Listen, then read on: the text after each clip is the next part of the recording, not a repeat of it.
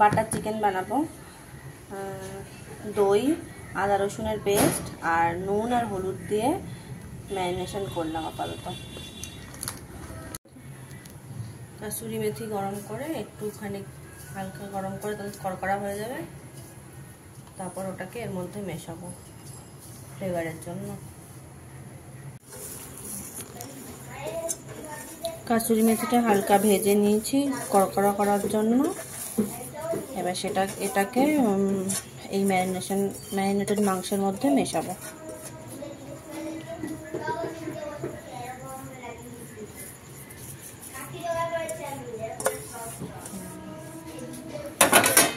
মাখিয়ে নেবো এবার ভালো করে,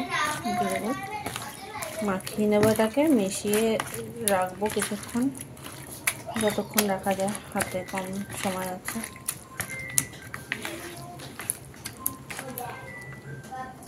কমপ্লিট?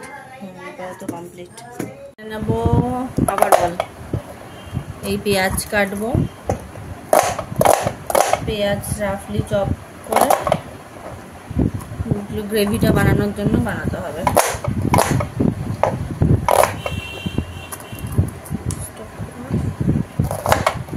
রাফলি চপ করতে হবে।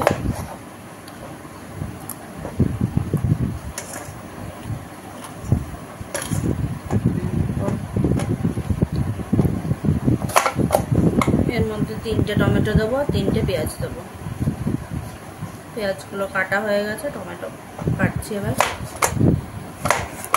বাটারে এবার মাংসগুলো হালকা করে ভেজে নেবো, লাল লাল করে।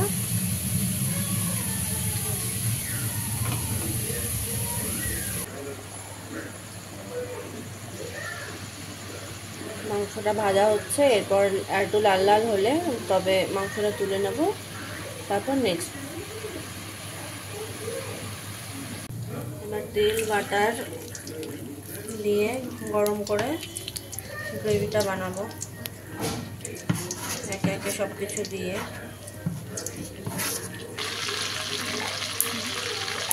গোটা গরম মশলা ফোড়ন দিয়ে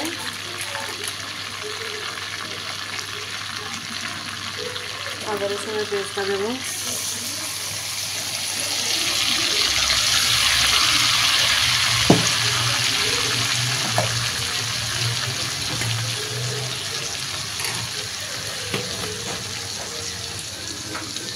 এবার টমেটো, পেঁয়াজ একে একে দিয়ে দেবো।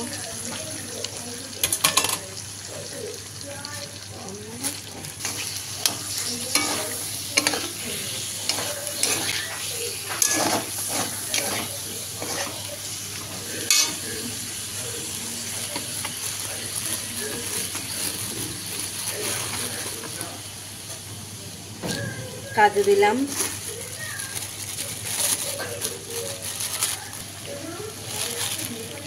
একটু কিশমিশ দিলাম। এবার এটাকে ভালো করে নরম করবো, যতক্ষণ টমেটোটা নরম হয়। নরম হতে সময় লাগে। হালকা ভেজে ঠান্ডা হতে দেবো, তারপর পেস্ট করবো। এবার এটাকে নামিয়ে ঠান্ডা করে নেবো, ঠান্ডা করে পেস্ট করে নেব গ্রেভির জন্য। গরম মশলা ফোড়ন দিয়ে আর মশলাটা ঢেলে দেবো।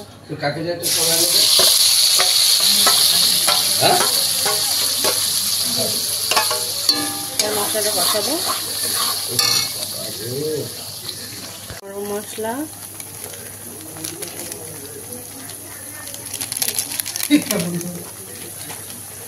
আমার দিদি একটাই কলা খাইছে।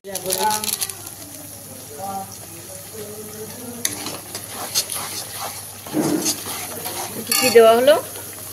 ধনে গুঁড়ো, জিরা গুঁড়ো, গরম মশলা, কাসুরি মেথি।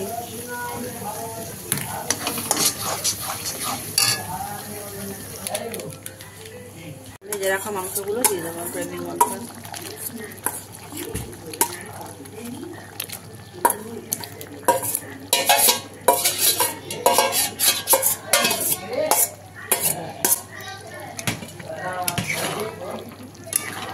মাংসগুলো দিয়ে দিলি, তাই তো? কিছুক্ষণ জাল দেবো, ফুটে আসলে ফ্রেশ ক্রিম আর কাসুরি মেথি দিয়ে নামিয়ে নেবো।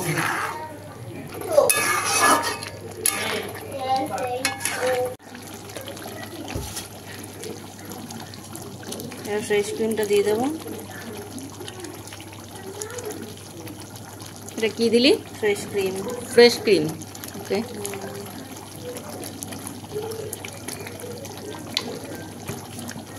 এই যে এটা হচ্ছে ফ্রেশ ক্রিম আমুলের। এই যে আমাদের বাটার চিকেন কমপ্লিট হয়ে গেছে। এই যে কালারটা দেখো, দারুণ হয়েছে। এবার খেয়ে দেখতে হবে কেমন। ঠিক আছে।